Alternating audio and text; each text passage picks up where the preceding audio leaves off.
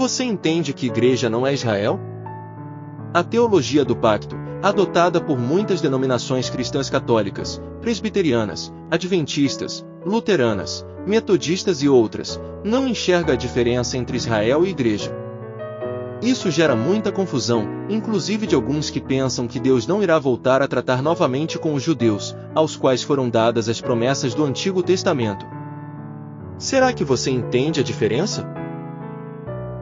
Por esta causa eu, Paulo, sou prisioneiro de Jesus Cristo por vós, os gentios. Se é que tendes ouvido a dispensação da graça de Deus, que para convosco me foi dada, como me foi este mistério manifestado pela revelação, como antes um pouco vos escrevi. Por isso, quando ledes, podeis perceber a minha compreensão do mistério de Cristo, o qual noutros séculos não foi manifestado aos filhos dos homens, como agora tem sido revelado pelo Espírito aos seus santos apóstolos e profetas, a saber, que os gentios são co-herdeiros e de um mesmo corpo, e participantes da promessa em Cristo pelo Evangelho, do qual fui feito ministro pelo dom da graça de Deus que me foi dado segundo a operação do seu poder. Efésios 3, versículos de 1 ao 7. Mas indo lá para 1 Tessalonicenses, existe uma coisinha bastante importante, um detalhe importante no primeiro versículo. Quando diz que Paulo e Silvano e Timóteo, eles escrevem à igreja dos Tessalonicenses, em Deus, o Pai e no Senhor Jesus Cristo.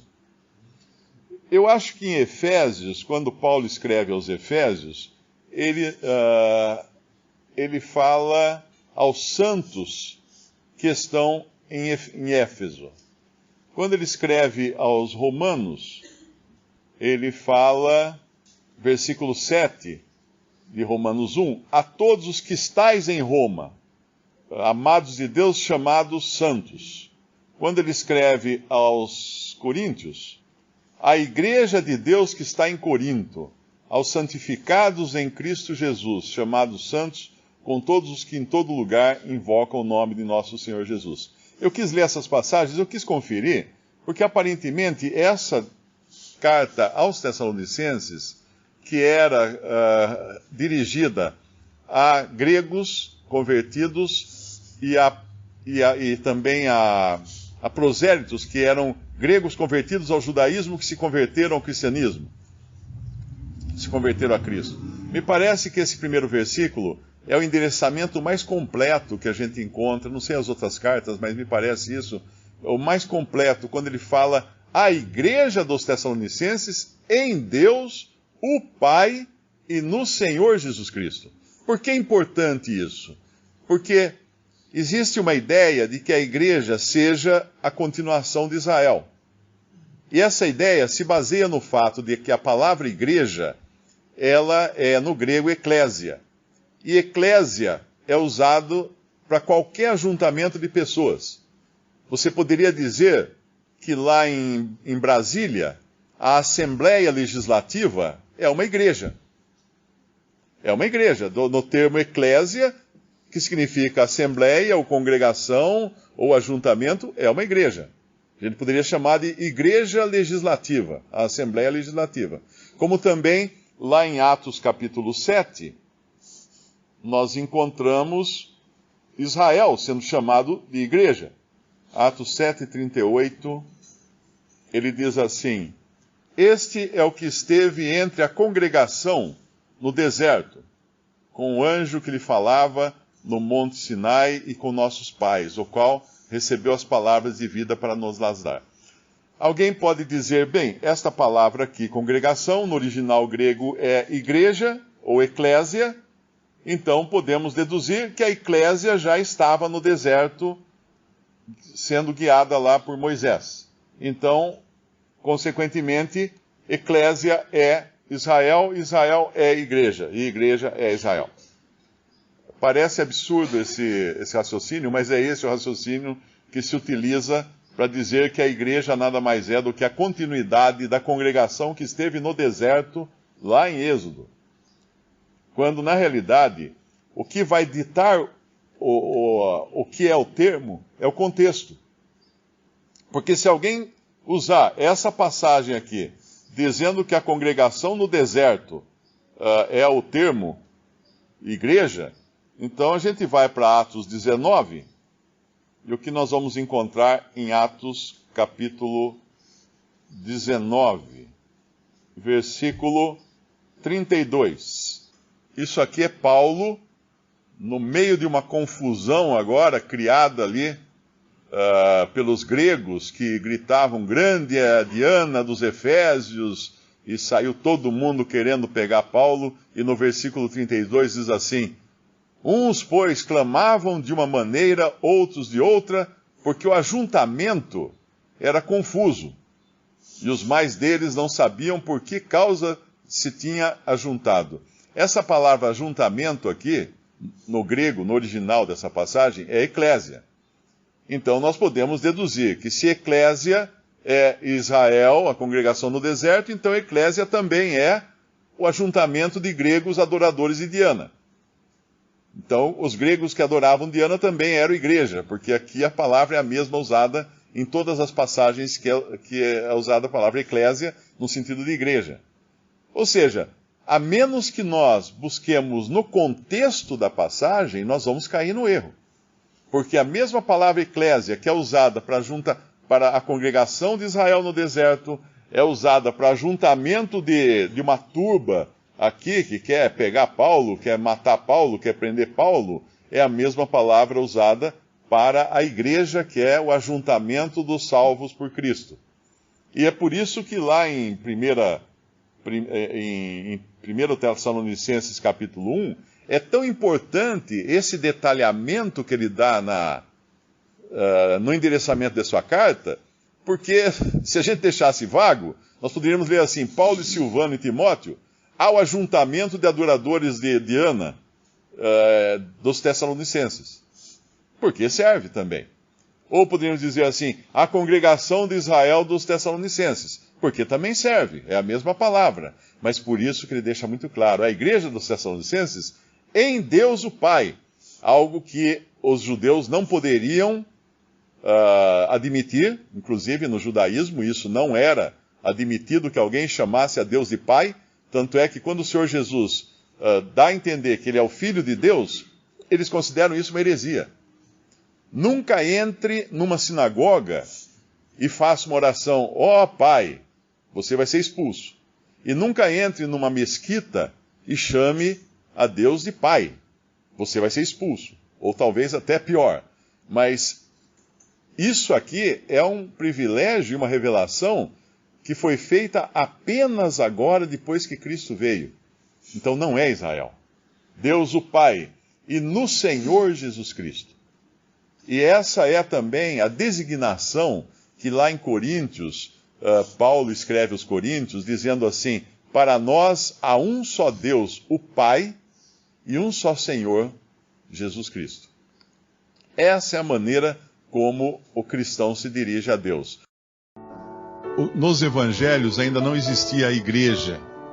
Então, grande parte das mensagens faladas aqui pelo Senhor eram para Israel, eram para os judeus. É claro que nós nos beneficiamos disso porque tem princípios aqui que também se aplicam, como acontece com o Antigo Testamento. Nós não seguimos a lei do Antigo Testamento, as outras coisas, os sacrifícios e tudo, mas há princípios lá que servem para o nosso ensino, nossa demonstração. Então aqui no capítulo 11 de Lucas, versículo 53, e dizendo-lhes ele isso, começaram os escribas e os fariseus a apertá-lo fortemente, e a fazê-lo falar acerca de muitas coisas, armando-lhe ciladas, a fim de apanharem da sua boca alguma coisa para o acusarem.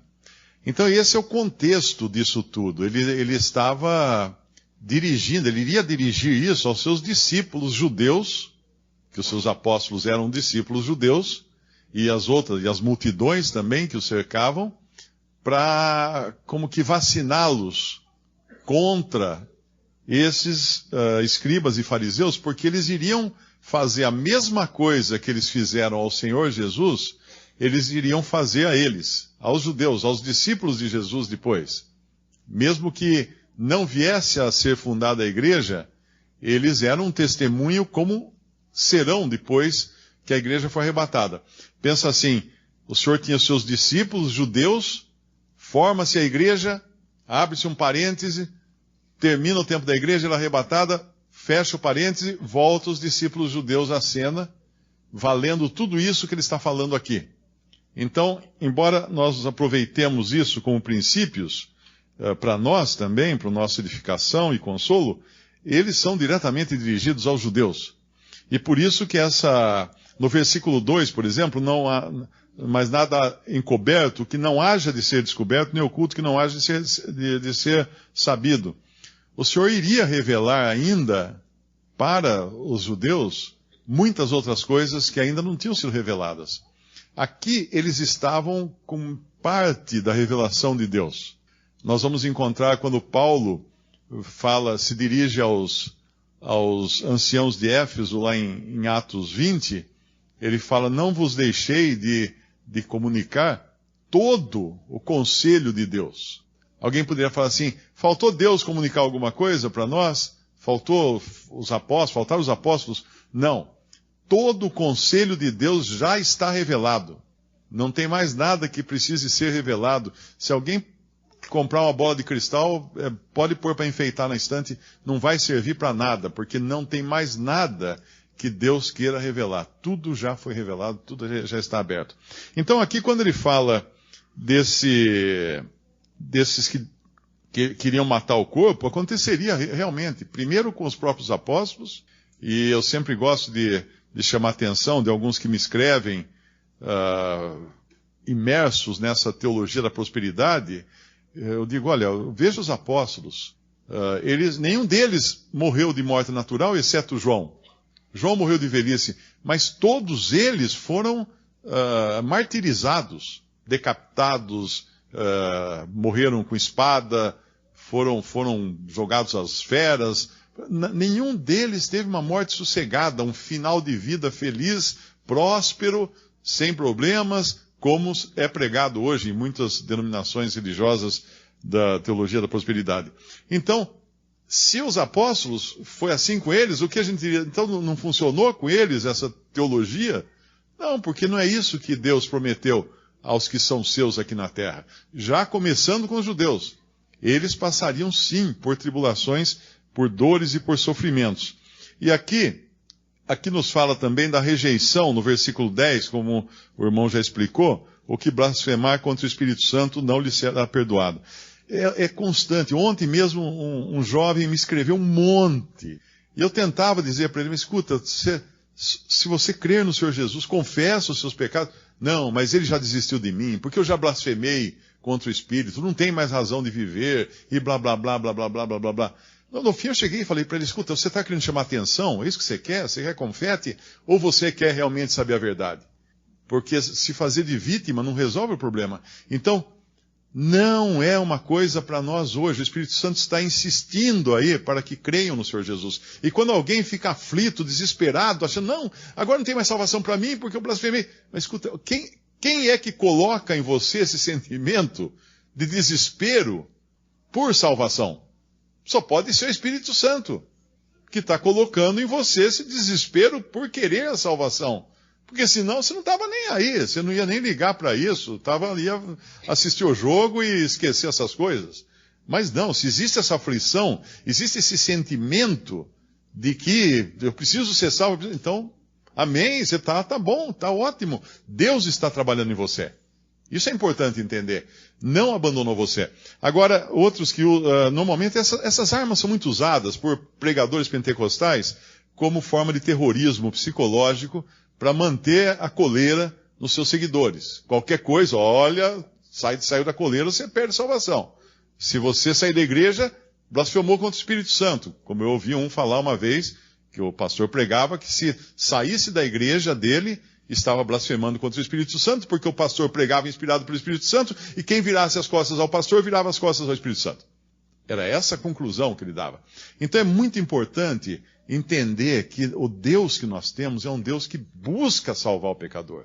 Mas aqui era um juízo que já era declarado àqueles judeus que iriam rejeitá-lo, iriam crucificá-lo, e depois disso haveria uns que inclusive assumiriam a roupagem cristã, sendo judeus, mas que nunca nasceram de novo.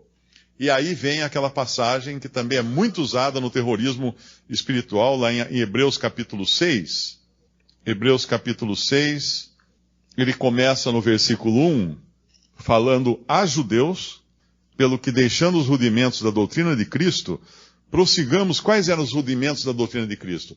Os rudimentos da doutrina de Cristo eram as coisas que já tinham sido ensinadas no Antigo Testamento. Porque nós sabemos que eram as sombras, eram as figuras de Cristo no Antigo Testamento. Prossigamos até a perfeição, não lançando de novo o fundamento do arrependimento de obras mortas. Isso foi já falado no Antigo Testamento. De fé em Deus, isso eles tinham aprendido no Antigo Testamento. Da doutrina de batismos, eles tinham aprendido doutrina de batismo no Antigo Testamento, porque havia batismos, haviam as oblações na lei dada através de Moisés, através de anjos para Moisés, e Moisés deu ao povo. Havia essas oblações já, que eram batismo. Oblações são lavagens. E João Batista era um que batizou também, dentro de um caráter judaico do batismo. E da imposição de mãos, isso havia também no judaísmo, e da ressurreição dos mortos. Havia no judaísmo, mas ainda de maneira imperfeita, que eles não tinham a completa mensagem. Tanto é que Marta sabia que os mortos haviam ressuscitar no final. Mas ela não sabia que essa ressurreição dos mortos aconteceria em partes, porque daí o Senhor vai explicar ela, e nós vamos aprender mais sobre isso depois, através do apóstolo Paulo. E do juízo eterno, eles também sabiam. Então, todas essas doutrinas, esses rudimentos de Cristo, faziam parte da bagagem judaica. Por isso que aqui o autor de Hebreus, na carta não diz quem é o autor, mas ele fala, isso faremos se Deus o permitir. Porque não era uma coisa urgente, premente, necessária naquele momento, que tinha outras coisas mais importantes para ele falar. Aí sim ele entra dentro de um contexto aqui judaico, de pessoas que haviam aprendido tudo isso e não são gentios, portanto, são judeus, porque os gentios não tinham toda essa bagagem, não tinham esse background.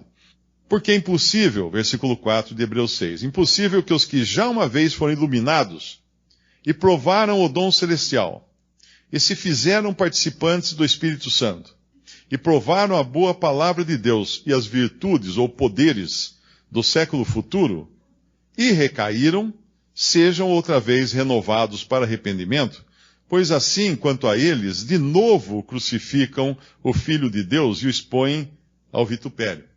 Mais uma vez, isso aqui não é para um brasileiro do século 21, não é para nós, isso aqui é para os judeus.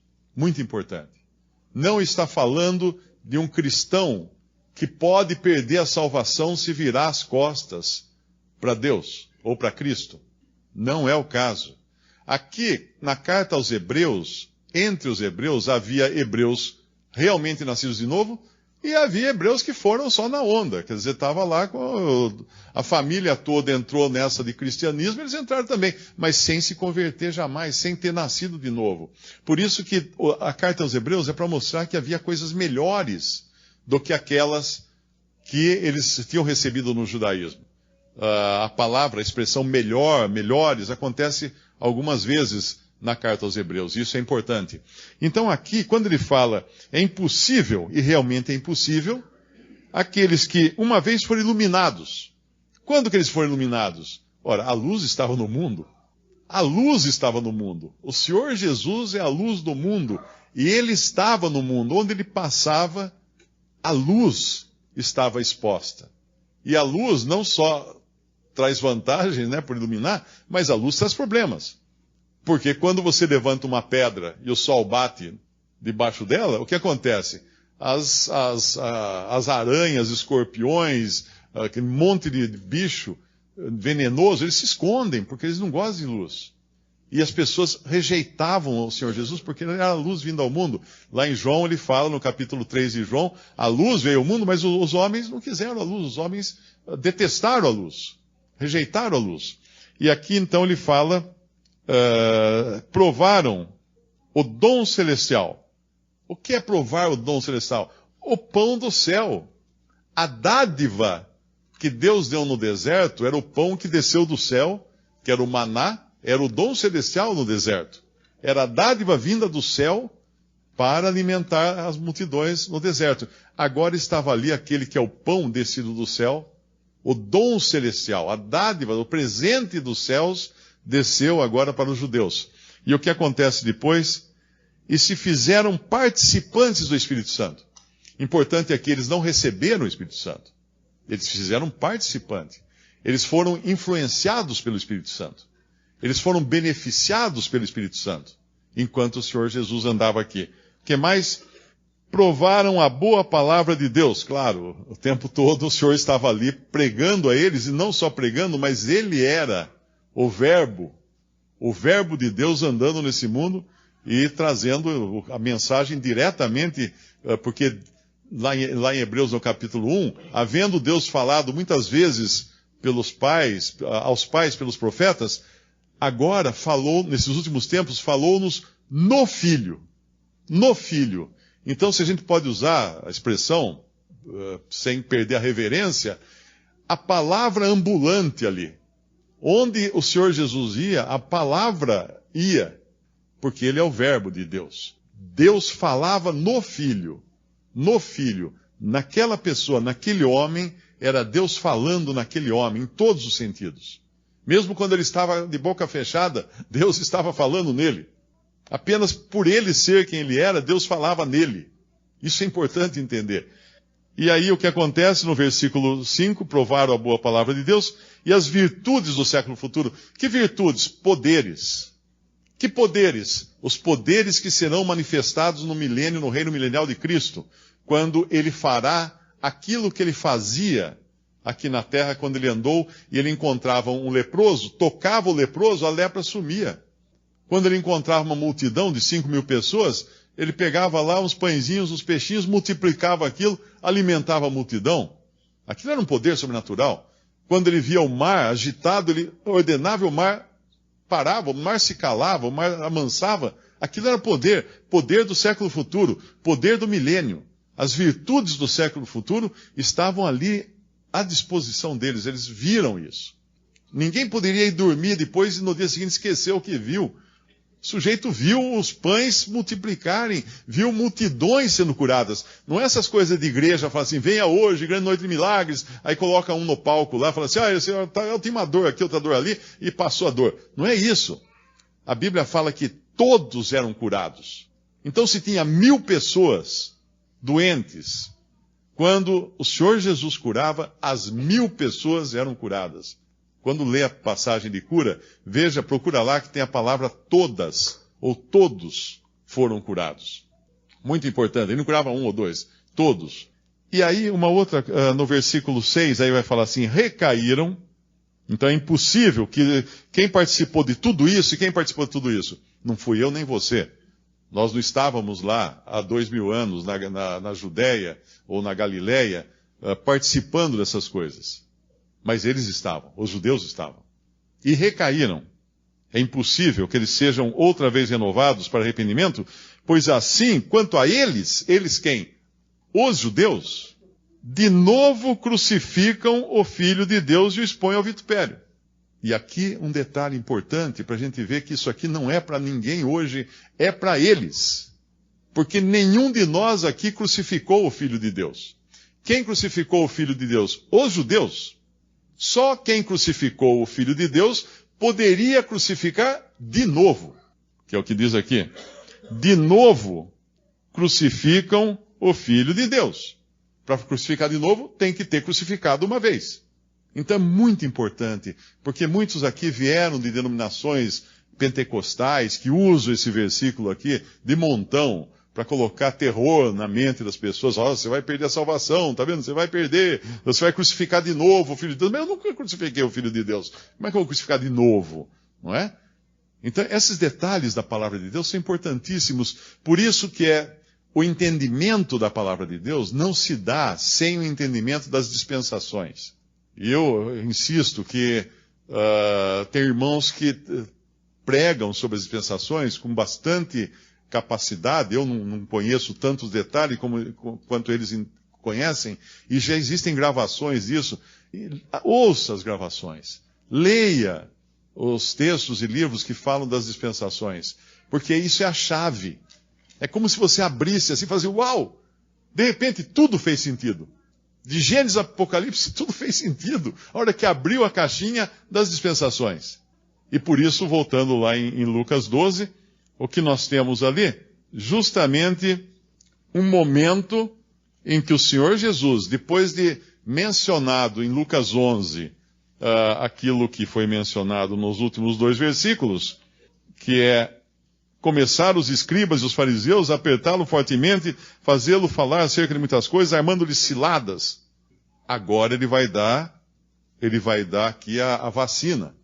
Ele vai dar a vacina, ele vai dar o contraveneno, esqueci a palavra agora, que é o antídoto. Ele vai dar o antídoto a esse veneno dos fariseus, apresentando que ele ia estar sempre no controle daqueles que fossem seus discípulos. Eles nunca seriam deixados na mão. Jamais alguém fala assim, mas peraí, mas os apóstolos, você não acabou de falar que eles morreram? Todos eles martirizados? Sim, mas como morreu Estevão? Veja o Senhor em pé. Ora, morrer vendo o Senhor em pé, esperando para entrar na presença dele, isso não é morrer. Isso não é martírio, vamos dizer assim. Isso não é o desespero de uma morte terrível, horrível. Não. Isso é olhar e falar assim, eu já estou aí. Estou chegando aí. É isso. Foi esse o martírio que eles tiveram. Para aqueles que os matavam, realmente não sobrava nada, a não ser viver a vida agora aqui. Talvez amanhã se converterem, aqueles que possivelmente se converteram, alguns, eu creio que sim. Né? Ou como o próprio ladrão na cruz, esse realmente era o Filho de Deus. Agora, para os que sofreram tudo aquilo, que esperança brilhante, que certeza brilhante eles tinham bem diante de si, bem diante dos seus olhos. Então, entendendo isso aqui agora, claro, serve para nós também como consolo, como conforto, como exortação, todas essas partes que o irmão bem colocou aqui, como que vários departamentos da nossa vida que o Senhor prometeu que estaria cuidando. Mas sempre entender que aqui o contexto ainda é do judaísmo. Existe no Novo Testamento uma chave para entendermos essa distinção do mistério que foi revelado a Paulo do que é a igreja. Está em 1 Coríntios 10. E um episódio que me faz sempre lembrar disso, eu estava fazendo uma vez uma palestra em Campo Grande, e no começo da palestra eu falei que eu estava muito contente, estou muito contente de estar aqui no Mato Grosso, e na mesma hora várias pessoas na plateia falaram assim, do Sul, porque lá eles têm a maior bronca de você chamar Mato Grosso, porque ali não é Mato Grosso, ali é Mato Grosso do Sul. Quando o governo brasileiro dividiu o estado do Mato Grosso, ele criou um novo estado, que é o Mato Grosso do Sul. E aí ficou até uma piada, porque ao longo da palestra, toda vez que eu falava Mato Grosso, as pessoas falavam do Sul, para me lembrar que não era a mesma coisa, que era uma coisa diferente, era um outro estado aquele. Eu não podia querer identificar com o estado anterior, não tinha nada a ver com o estado anterior, era um novo estado. E essa chave nós encontramos também na Bíblia, em 1 Coríntios capítulo 10, versículo 32. Aqui ele vai falar do Mato Grosso e do Mato Grosso do Sul, que são duas coisas distintas. Deus não passou uma borracha, Deus não fez massinha de modelar, pegou a cor azul e a cor amarela e misturou numa só para criar agora a igreja. Não é bem isso que aconteceu. Como se não existisse mais nem a massinha amarela e nem azul. Mas ele mostra que as massinhas continuam lá. Portai-vos de modo que não deis escândalo, nem aos judeus, nem aos gregos, nem à igreja de Deus. Quando Deus olha para o mundo hoje, ele vê 3 categorias de pessoas: judeus, gregos e igreja de Deus. No Antigo Testamento ele via judeus até os evangelhos, até a época dos evangelhos, até Atos 2, ele enxergava judeus e gregos, ou gentios. Mas agora tem um novo estado, tem um novo corpo aí nesse cenário, que Deus enxerga e chama de igreja de Deus. E é importante fazer essa distinção, porque ainda que a igreja traga a semelhança de doutrinas do Antigo Testamento, porque eram chamadas de rudimentos, isso nós encontramos lá em Hebreus. O autor de Hebreus fala dos rudimentos da doutrina de Cristo, de batismos e uma série de coisas, que eram coisas que realmente tinham no Antigo Testamento, mas eram rudimentos de outras coisas que Deus faria na doutrina da igreja, mas que não tinha ligação com a doutrina do Antigo Testamento. E uma das coisas mais importantes de nós entendermos disso, da diferença da igreja de Israel, é olharmos para a história. Nós temos uma história sangrenta em que os cristãos, começando pelo catolicismo e também pelo protestantismo, né, nós temos cartas de Lutero, por exemplo, mandando que os judeus fossem mortos, suas casas queimadas e o terreno salgado, para não crescer nada no terreno. Numa das suas cartas, ele escreve isso. Era Lutero, Martinho Lutero, que começou a Reforma Protestante. Então, toda a perseguição contra os judeus, ao longo de séculos, do catolicismo, também do protestantismo, se deu ao fato de acharem que os judeus não tinham mais nada a ver com o plano de Deus. Que os judeus simplesmente eram um pária na sociedade, crucificaram a Cristo e agora não tinha mais nada, porque agora Deus tinha transformado aquele velho Israel na igreja, que seria um novo Israel agora. O Israel de Deus, como uma passagem fala, quando na verdade aquele Israel de Deus são os judeus convertidos que hoje fazem parte da igreja, que Deus os considera Israel de Deus.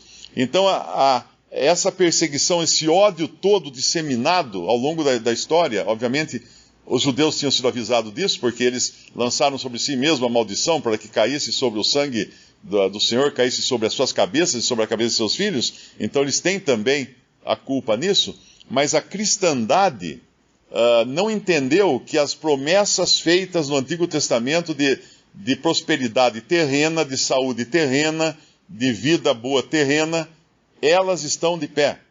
E elas não são para a igreja, porque o Senhor prometeu para nós uma vida que não é fácil, que é a vida da igreja como peregrinos aqui na terra, esperando o nosso lar que está no céu. Mas vão se cumprir ainda essas promessas para Israel. Eu me lembro uma vez conversando com o Don Rule, ele tinha ido numa viagem a Israel, ele foi visitar o Museu do Holocausto, e ele viu uma placa lá, o nome dos benfeitores de Israel. E tinha vários nomes de pessoas que protegeram os judeus durante a Segunda Guerra Mundial. E ele ficou surpreso quando ele encontrou John Nelson Darby. Daí ele chamou o guia, falou, mas escuta, esse aqui estava morto quando teve a Segunda Guerra Mundial. Como é que o nome dele está aí? Né? Ele falou assim, não, mas foi por causa dele que muitos judeus não foram mortos. Porque havia no sul da França várias fazendas de irmãos que criam que os judeus ainda tinham as promessas que Deus deu a eles. Então eles escondiam judeus durante a Segunda Guerra Mundial. E só numa região da França, mais de 3.000 judeus não foram mortos pelos nazistas, porque foram escondidos por cristãos que seguiam essa doutrina, esse pensamento, que é bíblico, de que os judeus têm sim ainda a promessa de Deus para a sua terra, onde serão restaurados. Então, aí nós vemos que consequências horríveis uma má doutrina trouxeram para um povo, como o povo de Israel, que hoje é odiado em vários países do mundo, né? Mas quando você entende que eles têm sim lugar nas promessas de Deus, porque Deus olha para o mundo e vê judeus, gentios e igreja de Deus. Não vê apenas igreja de Deus e gentios agora. Ele reconhece que existem sim judeus nesse mundo. Visite Respondi.com.br. Visite também 3minutos.net.